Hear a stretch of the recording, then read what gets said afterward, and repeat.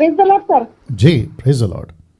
हाँ सर मैं प्रिया कड़म में बात कर रही हूँ। जी हाँ तो मेरा ये क्वेश्चन था सर, जी जो मत्ती रचित सुसमाचार में जो 22वां अध्याय है, जी जो कैसर को कर देना नहीं चाहिए। जो फरीसी लोग आकर यीशु को पूछते हैं कि हम कैसर को कर देना उचित है क्या। जी हाँ तो यीशु वहां पर बोलते हैं कि जो कैसर का है वो कैसर को दो और जो परमेश्वर का है वो परमेश्वर को दो, जी है ना। जी तो और लूका में भी हम पढ़ते हैं कि जो कंगाल विधवा का दान नहीं क्या।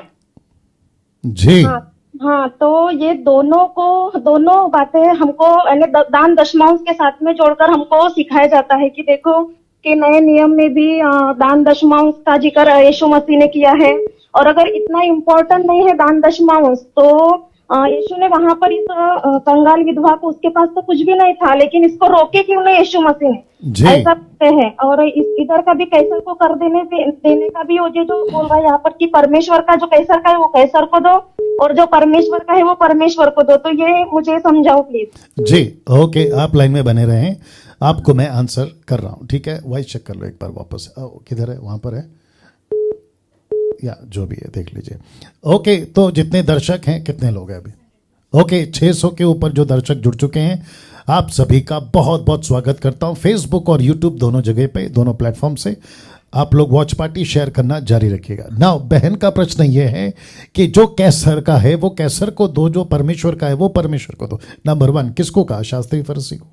दूसरा, किसके सामने का? अपने 12 चेले, 70 चेले या जो भीड़ थी यीशु के, उनके सामने। फिर इनका ये भी कहना है कि एक विधवा को मंदिर में दान देते हुए देखा गया, तो वो मंदिर किसका है? यहूदियों का, शास्त्री फरीसियों का। नाउ कैसर को कर देना, इसका मतलब है उस वक्त की जो गवर्नमेंट या उस वक्त की जो सरकार थी उनको टैक्स देना। घर का मतलब है टैक्स, इंग्लिश में टैक्स है, हिंदी में कर है। टैक्स तब भी होता था, टैक्स अब भी होता है। तभी राजा तंत्र यानी कि राजा देश चलाते थे या राजा जो है हुक्म चलाते थे। अभी जो है ना प्रजातंत्र है, डेमोक्रेसी जिसको कहते हैं इंग्लिश में, अभी प्रजातंत्र है जहां पे आपको सरकार चलाती है। अगर बीजेपी अभी रूलिंग पार्टी है तो उनके अपनी कैबिनेट्स है, फिर उसके बाद में अपना अपना उनका क्या कहते हैं रिस्पॉन्सिबिलिटीज है, वो चाहे पुलिस हो, आर्मी हो, नेवी हो, मिलिट्री हो, उन सबको चलाना है क्योंकि देश की रक्षा करना है। फिर उसके बाद में बहुत सारी सुविधाएं हैं जो सरकार अपनी तरफ से देती है, लेकिन प्रश्न उठता है कि सरकार के पास पैसा कहाँ से आएगा। तो सरकार ने क्या कहा है कि आप अपना टैक्स दो, आप यहाँ बिजनेस करते हो, नौकरी करते हो, आप बैंक में पैसा रखते हो, आप यहाँ पे जो भी लेन देन करते हो, आपको इसकी छूट है क्योंकि आप भारत के नागरिक हैं। वैसे ही अदर कंट्रीज के जो नागरिक होते हैं उन सभी को वहाँ का सरकार को अपना अपना कर या टैक्स देना होता है। टैक्स देना गलत नहीं है और ये देना ही चाहिए। ओके, साथ ही साथ टैक्स देना पाप नहीं है। और मैं कहता हूं कि जितने भी अभी मुझे सुन रहे हैं, आप सभी अपने अपने सरकार को, जिस जिस क्षेत्र पे आप रहते हैं, आप जो बिजनेस करते हैं, आपका जो ट्रांजैक्शन, आपका जो क्या कहते हैं फाइल रिटर्न, अगर उस लिमिट के पार है तो आपको आपका टैक्स देना है, वो तो वाजिब है। तो सिस्टर जी, अगर आप सुन रही हैं, टैक्स देना है और जरूर देना चाहिए। लेकिन टैक्स को, जैसे आपने कहा कि कोई पास्टर ने कहा कि ये दान दशमांश से जोड़ा गया, जी नहीं, टैक्स अलग है, दान दशमांश अलग है। तो आप बात करते हैं दान दशमांश की। बहुत ध्यान से सुनेगा सिस्टर जी, आप सुन रही हैं? यस यस जी जी जी। ना बहुत ध्यान से सुनेगा। यीशु ने, पतरस ने, पौलुस ने कभी नहीं कहा कि पैसे नहीं देना। यीशु के प्रचार में पैसे का जिक्र है। लूका के 10वें अध्याय, अगर मैं गलत नहीं हूं, वहां पे लिखा है कि बहुत सारी महिलाएं यीशु मसीह को ऑफरिंग में, पैसे में मदद करती थी। और जूडस यानी कि यहूदा इस्करियोत, उसको रखा गया था ताकि वो कैशियर का काम करे, जिसको कहते हैं हिंदी में खजांची। उसके पास में पैसे की लेन देन होती थी। तो यीशु के वक्त में भी पैसा आता था। लेकिन सिस्टर जी, आपको भी पूछूंगा और जितनी भीड़ यहां देख रही है उनको भी पूछूंगा, क्या कभी 4 पुस्तक में, सिस्टर जी आपसे पूछ रहा हूं, क्या कभी 4 पुस्तक में यीशु ने जबरदस्ती पैसा मांगा है?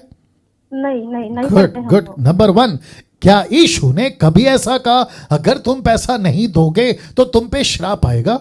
नहीं नहीं पढ़ते हैं। वंडरफुल। आप जितने भी साल से बाइबल पढ़ रही हैं मुझे नहीं पता, और जितने दर्शक देख रहे हैं आप भी अगर बाइबल को पढ़ते हैं, पतरस, पौलुस, फिलिप, ये जितने भी लोग थे, और उसके आगे यूहन्ना की पुस्तक, यूदा की पुस्तक, इन सभी, याकूब की पुस्तक, इन सभी ने कभी किसी प्रकार के उस वक्त के लोगों पर जोर जबरदस्ती नहीं डाला। तो दूसरा कुरिन्थियों की किताब उसका 9वां अध्याय वचन 7, 2 Corinthians chapter 9 verse 7 लिखा है, जो भी दे अपनी मर्जी से दे।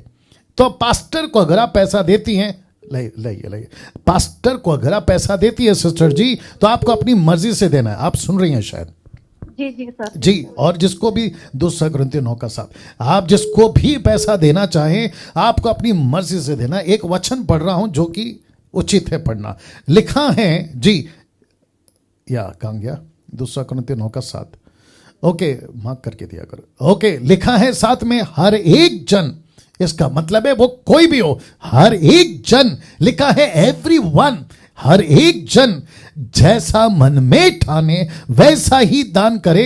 लिखा है आगे, ना कुड़कुड़ के ना दबाव से, क्योंकि परमेश्वर हर्ष से देने वालों से प्रेम रखता है। तो इसका मतलब क्या हुआ? इसका मतलब यह हुआ कि हम सभी को पैसे, ऑफरिंग, जो भी देना है अपनी मर्जी से देंगे। सिस्टर जी, आपसे और एक बार प्रश्न पूछूंगा, आप अगर लाइन पे हैं। Yes sir. जी, उस विधवा ने कितना दिया? उसने 2 दमड़ी। ठीक है, धनवान ने कितना दिया? धनवान ने बहुत बहुत दिया। हाँ ओके, बहुत दिया। तो जीसस ने किसको कहा कि सबसे ज्यादा दिया? जिसने, विधवा ने कम और धनवान ने ज्यादा। अगर दूसरी पब्लिक होती तो वो क्या कहती कि सबसे बाजी मार गया धनवान। क्यों? क्योंकि उसने सबसे ज्यादा दिया। तो यहां पे पॉइंट ज्यादा देने का है या किस दिल से देते उसके ऊपर है। बड़े हृदय से देने का है। एग्जैक्टली। लेकिन आजकल क्या चल रहा है? बढ़ा देंगे तो उसको ज्यादा आशीष मिलेगी। अब आप समझ गए? Yes yes. अगर 2 दमड़ी दे दिया ना आज के पास्टरों को, तो क्या कहते हैं, अरे ये क्या दिया? तो इसका जी, तो इसका मतलब क्या हुआ? यीशु कहता है कि मुझे पैसा नहीं देखना है, कौन कैसा दे रहा है वो देखना है। जी सर जी, right. I hope you got the answer. ठीक है, सर सर। तो और टैक्स एक बार जी जी जी जी जी मैं बोलना चाहती हूँ आपसे जी जी जी सर। बहुत है ना, जैसा ये मेरा क्वेश्चन नहीं था सर, लेकिन ये हम जिस कलीसिया में जाते थे तो वो जी। कलीसिया में जो एकदम ऐसा, मैंने दान दशमांश के ऊपर उनसे बात की कि ये पास्टर बोलते हैं कि हर महीना दशमांश देना ही है, देना ही है, नहीं तो तुम चोरी करते हो परमेश्वर के राज्य में, जी है ना? तो मैंने इनसे, आपसे जो हम स्टडी ले रहे हैं, अभी 2 साल हुए जी तो हमने बोले कि ये तो पुराने नियम की व्यवस्था है ना, जी दान जी दशमांश। जी जी जी नए नियम की तो कभी हम पढ़ते ही नहीं दशमांश के बारे में। और Right. है देना है तो अपने मन से देना है, जैसा दूसरा बिल्कुल, कुछ 9वां वचन के अनुसार में। Right right. हाँ, तो ये दोनों वचन को लेकर वो हमसे बोल रहे थे कि देखो परमेश्वर ने यहाँ पर ऐसा बोला है, तो इसलिए मैंने आपसे क्वेश्चन पूछी। Good good, thank you. Pastor तो अभी ऐसा बोलते हैं कि यानी जैसा वो फेसबुक पे प्रचार करते हैं कि कलीसिया से पास्टर की आशा रहती है, जैसे हमारे बच्चे रहते हैं तो उनसे हमारी आशा रहती है कि वो हमारे बुढ़ापे में हमारा सहारा बनेंगे, हमारा पालन पोषण करेंगे जी। तो उनका ऐसा कहना है कि कलीसिया से भी पास्टर की ऐसी आशा रहती है कि कलीसिया भी उनके बच्चे हैं आदमी तो उनके बुढ़ापे का सहारा बनेगी। तो ये तो हम ऐसा कभी बाइबल में पढ़ते नहीं, और हमने चेलों को भी ऐसा कहीं देखा नहीं है सिखाते वक्त, नहीं क्या? Right right. हाँ, तो वो ऐसा सिखाते हैं, तो उनके लिए मेरा ये क्वेश्चन था। राइट राइट, ठीक है ठीक है, बट आप शांत हो जाए, मैं वापस कह देता हूँ। देखिए जितने दर्शक हैं, कितने हैं अभी? ओके, 900 के ऊपर लोग अभी देख रहे हैं। मैं आपको भी कहता चलूं, जो कोई पास्टर अगर कहता है कि मेरी देख रेख करो, जैसे इस बहन ने कहा, मैं आप मेरे बच्चे हैं, मैं आपका पिता हूं, जैसे बच्चे माता पिता को आगे जाके पालते हैं वैसे मैं पास्टर हूं तो मुझे पालो। इसको कहते हैं पेट की सेवा। किसकी सेवा? पेट की सेवा, पैसे की सेवा, पेट की सेवा। रोमियो किताब 16 अध्याय वचन 17 से आगे आप लोगों ने देखा होगा, पौलुस कहते हैं ये पेट की सेवा करते हैं। ऐसे, बात ध्यान से सुनना, मैं यहाँ पे सख्ती से बात करूंगा, ऐसे किसी पास्टर को अगर चर्च में आके ये अनाउंसमेंट करता है, अगर कोई पास्टर देख रहा है, मैं आपको भी कह दूं, आप बहुत गलत कर रहे हैं, आपको बहुत बड़ा न्याय देना पड़ेगा। यीशु आपसे पूछेगा तुमने मेरी भेड़ों को नोच नोच के क्यों खाया? पैसा आपका नहीं है, पैसा यीशु का है, पैसा यीशु की सेविकाई का है। आपको पैसे के लिए सेवा कर रहे थे आप अभी तक? पैसे के लिए सेवक बने थे आप?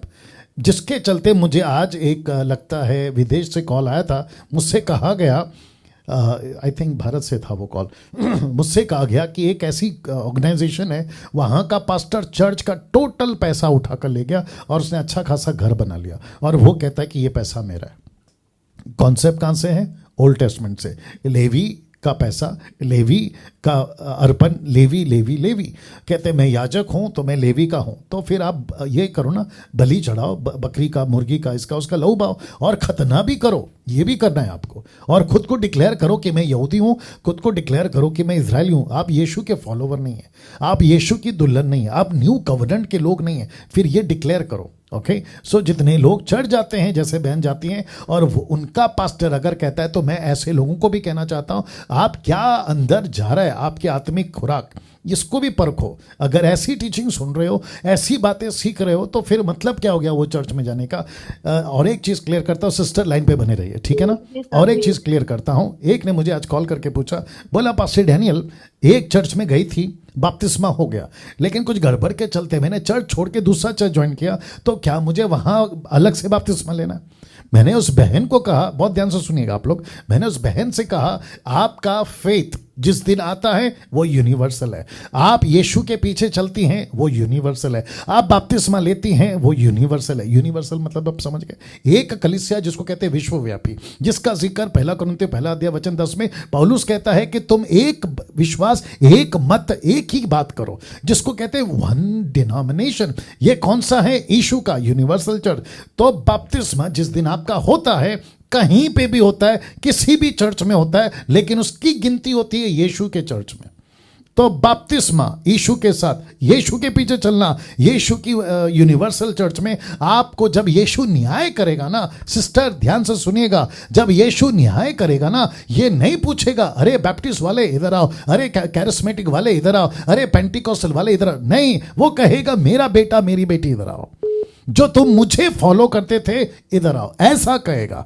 तो इसको दिमाग में रखिए, आप किसी के फॉलोवर नहीं है, आप यीशु के फॉलोवर है। मैं यहां पे जो बात कर रहा हूं ना, उसी बिहाफ से बात कर रहा हूं। और एक चीज क्लियर कर देता हूं, क्योंकि बहुत अच्छी बात हो रही है।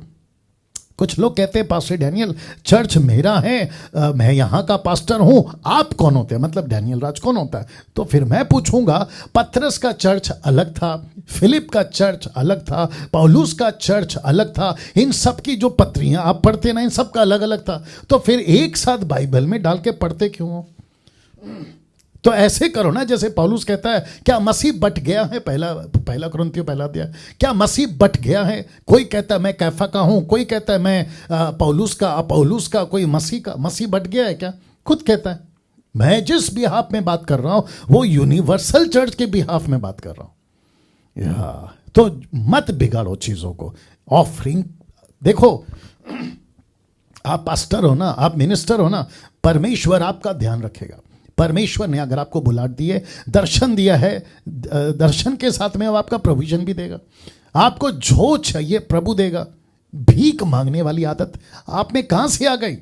हर संडे ऑनलाइन चर्च, अपना अकाउंट नंबर बांटना, नीचे स्क्रॉल चलते रहता है, ये क्यों? परमेश्वर की सेविकाएं कर रहे हो तो परमेश्वर के दम पे करो, पब्लिक के पैसे के दम पे नहीं। आई होप आप समझ गए सिस्टर। जी सर, जी या गॉड ब्लेस यू सिस्टर। कर रहे हो सर, जो आपने ये मसीह मंथन वगैरह स्टार्ट किया, हमने बहुत जी।